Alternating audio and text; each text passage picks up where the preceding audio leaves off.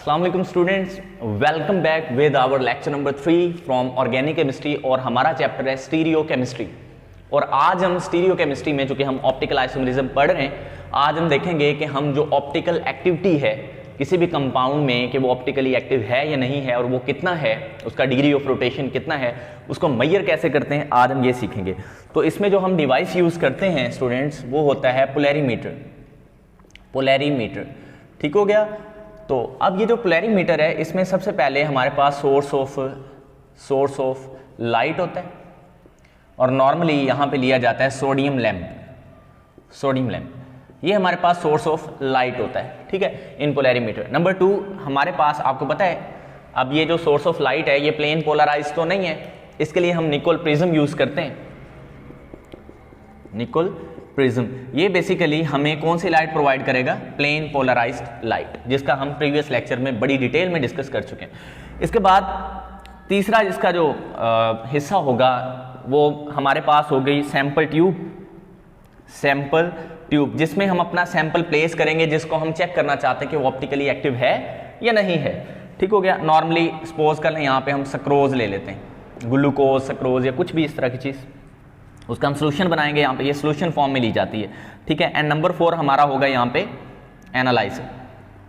Analyser basically again एक Nicol prism ही होता है, लेकिन इसकी जो एडजस्टमेंट है वो हमने आई पीस के साथ खुद करनी होती है, वो मैं आपको बता देता हूँ किस तरह से। तो आई होप कि आपको पोलैरीमीटर के ये जो कंपार्टमेंट्स हैं वो समझ आ गए होंगे। पोलैरीमीटर में हमें सोर्स ऑफ लाइट चाहिए, जो कि नॉर्मली मैंने बोला सोडियम लैंप होता है। निकोल प्रिज्म चाहिए, जो कि प्लेन पोलराइज्ड लाइट का काम करता है, इसको फिल्टर भी कह सकते हैं। मैंने आपको प्रीवियस लेक्चर में बताया था, we called it also as a filter. तो सैंपल ट्यूब हमें, वो सैंपल कोई भी आपका सक्रोज, 2-ब्यूटानॉल कुछ भी हो सकता है जो ऑप्टिकली एक्टिव है। एनालाइजर निकोल प्रिज्म है। तो हम इसको यूं बना लेते हैं। यहाँ पे देखें, सबसे पहले तो हमारे पास ये जो आने वाली लाइट है सोडियम लैंप से, वो प्लेन पोलराइज्ड नहीं है। तो ये हमें कहाँ से हासिल हो रही है? सोडियम लैंप से। अब होगा क्या, आगे हमने निकोल प्रिज्म लगाया होता है, तो वो प्रिज्म क्या करता है, इसको प्लेन पोलराइज्ड बना देता है। यानी यहाँ पे ना बेसिकली हमारा निकोल प्रिज्म है, निकोल प्रिज्म। तो इसने इसको फिल्टर कर दिया है। तो ये जो हमारे पास अब लाइट हासिल हुई है, that is known as plane polarised light. Students clear? अब आगे मैंने बोला हमारे पास सैंपल ट्यूब होगी। तो सपोज कर लें ये हमारे पास सैंपल ट्यूब है, जिसमें हम अपने सैंपल को प्लेस करते हैं, ठीक है। तो यहाँ पे हमारा सैंपल होगा। अब अगर तो ये ट्यूब खाली है, मतलब इसमें हमने सैंपल प्लेस नहीं किया, तो ये सारी की सारी लाइट जो है वो इसमें से पास कर जाएगी और हमें कोई भी रोटेशन नज़र नहीं आएगी। रोटेशन कैसे चेक होती है? यहाँ पे हमारे एनालाइजर मौजूद होता है। यहाँ ये एक ग्रेजुएटेड सर्कुलर स्केल होता है, जिसको हम आई पीस से देखते हैं। इसको कैसे देखना है वो सारा मैं आपको अभी बता देता हूँ। तो this is called analyser, we called it analyser, ठीक हो गया स्टूडेंट, जिसे हम एनालाइज करेंगे। अब मैं दोबारा रिपीट कर देता हूँ, सोडियम लैंप से जो लाइट हासिल होगी उसको हम निकोल प्रिज्म में से पास करवाएंगे। वो निकोल प्रिज्म में से पास करने के बाद सैंपल से पास आउट होगी। अगर तो हमारा जो सैंपल है वो यहाँ पे प्लेस नहीं होगा, तो ये जो लाइट है ये बिल्कुल भी रोटेट नहीं होगी और सारी की सारी लाइट पास कर जाएगी और एंगल 0 डिग्री आएगा। क्लियर? और अगर हमारा सैंपल, मैं 2 कंडीशंस बता रहा हूँ, अगर सैंपल प्लेस नहीं किया तो क्या होगा, और अगर हमारा सैंपल ऑप्टिकली इनएक्टिव होगा तो भी ये जो आपके पास रोटेशन है वो 0 आएगी। अब कब 0 नहीं आएगी? जब हमारा सैंपल जो होगा वो ऑप्टिकली एक्टिव होगा। या ये पॉजिटिव रोटेशन शो करता है या फिर ये नेगेटिव रोटेशन शो करता है। अगर पॉजिटिव रोटेशन शो करेगा तो हम इसको बोलेंगे डेक्स्ट्रो रोटेटरी है, अगर नेगेटिव शो करेगा तो हम इसको लिवो रोटेटरी बोलेंगे। आई होप यहां तक आपको क्लियर होगा। अब बेसिकली ये जो रोटेशन है ना, rotation depends upon following factors. Rotation depends upon following factors.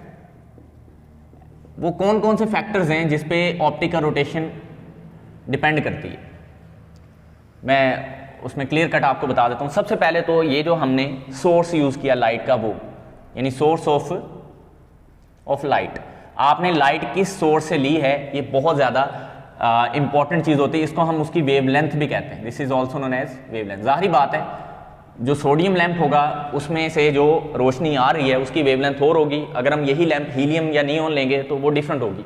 तो पहली बात वेवलेंथ होगी। नंबर 2 हमारे पास ये सैंपल की नेचर कैसी है, यानी nature of sample, nature of sample. ये मैं क्या बात कर रहा हूँ कि रोटेशन कितनी होनी है, ये इन चीज़ों पे डिपेंड करता है। अब नेचर ऑफ सॉल्वेंट कैसे, जैसे सक्रोज है तो रोटेशन और तरह की होगी, ठीक है। अगर 2-ब्यूटानॉल है और तरह की होगी, लैक्टिक एसिड है और तरह की होगी।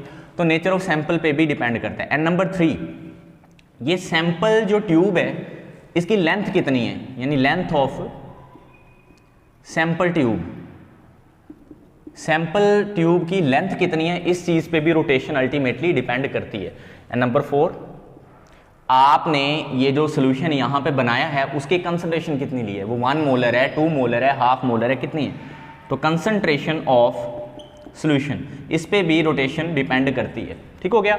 And number 5, temperature. आपने जहां पे ये एक्सपेरिमेंट किया या जिस सैंपल का आपने ये एक्सपेरिमेंट किया उस सैंपल का टेम्परेचर यहाँ पे कितना था। तो ये 5 फैक्टर्स हैं जिस पे ये ऑप्टिकल रोटेशन डिपेंड करती है। सपोज कर लो स्टूडेंट्स, आपने इन सब को कांस्टेंट कर दिया, मतलब आपने सोर्स ऑफ लाइट सोडियम ले ली, कांस्टेंट कर दी। नेचर ऑफ सैंपल आपने एक ही ले लिया, जो भी लेना है वो कांस्टेंट हो गया।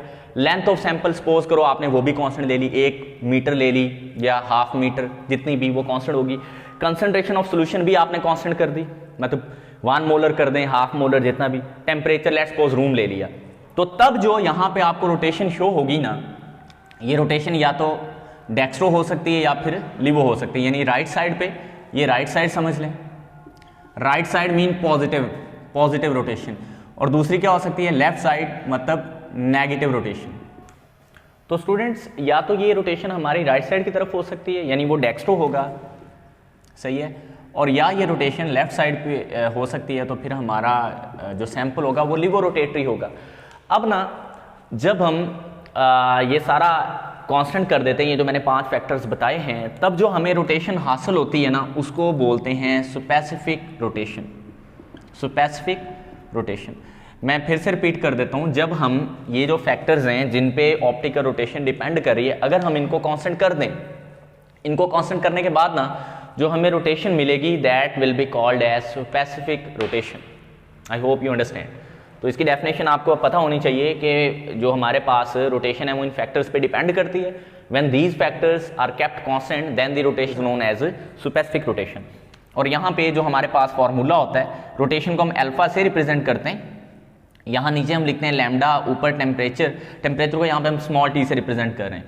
और ये जो फॉर्मूला होता है ये बराबर होता है alpha by L multiplies by C. यहाँ जो अल्फा है ना, this is called specific rotation, lambda is wavelength जो हमने यूज की है सोर्स से, T is the temperature, alpha again rotation है, एल यहाँ पे length of the sample tube है, और सी यहाँ पे कंसंट्रेशन ऑफ द सैंपल है जो हमने 1 मोलर 2 मोलर जितने भी लिए। आई होप ये टर्म आपको समझ आ गई होगी, क्लियर है। अब इसमें ना एक चीज होती है मोलर रोटेशन। मैंने क्या वर्ड बोला, मोलर रोटेशन। इसको जरा आपने समझना है। एक है हमारे पास स्पेसिफिक रोटेशन, वो भी इसी फॉर्मूले से आती है, और एक चीज है हमारे पास मोलर रोटेशन।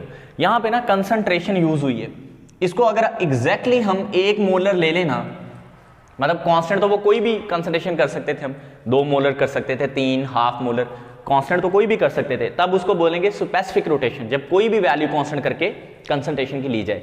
लेकिन अगर कंसंट्रेशन को एग्जैक्टली 1 मोलर कर दिया जाए ना, तब ये रोटेशन को हम क्या बोलेंगे, molar rotation. I hope you understand. Like किसी सैंपल के लिए लिखा हुआ है कि उसकी रोटेशन है +3.12 डिग्री, तो इसका मतलब वो डेक्स्ट्रो है। क्या है वो, डेक्स्ट्रो है, क्योंकि वो राइट साइड पे घुमा रहा है लाइट को। हमें कैसे पता चला, यहां पे जो वैल्यू हमें शो होगी वो पॉजिटिव शो होगी, ठीक है। और अगर यही वैल्यू नेगेटिव होती तो हम कहते वो सैंपल हमारा लिवो रोटेटरी। तो इस लेक्चर में स्टूडेंट्स हमने सीखा कि जो हमारे पास पोलैरीमीटर है उससे हम किस तरह से जो है वो मेजरमेंट करते हैं ऑप्टिकल एक्टिविटी की। अगर कोई सब्सटेंस ऑप्टिकली एक्टिव है तो उसकी रोटेशन 0 से ऊपर आएगी, या पॉजिटिव आएगी तो डेक्स्ट्रो होगा, नेगेटिव होगी तो लिवो होगा। आई होप आपको ये लेक्चर समझ आ गया होगा। नेक्स्ट लेक्चर नंबर 4 का आप इंतजार कीजिएगा। अल्लाह हाफिज़।